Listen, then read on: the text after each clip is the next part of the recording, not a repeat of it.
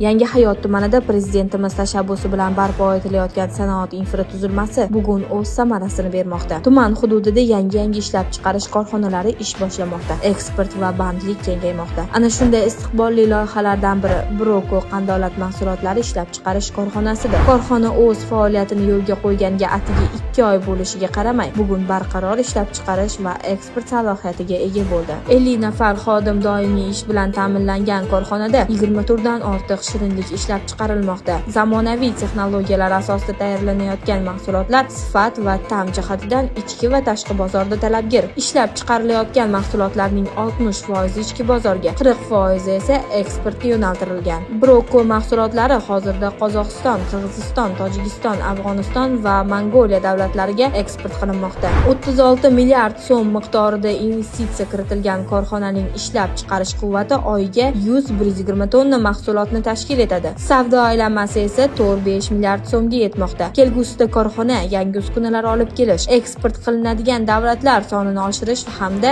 200-300 nafargacha yangi ish o'rinlarini yaratishni o'z oldiga maqsad qilgan. Broko bu qisqa vaqt ichida natija ko'rsatgan, eksportga yo'naltirilgan va Yangi Hayot tumani iqtisodiy rivojiga munosib hissa qo'shayotgan zamonaviy qandolat korxonasidir.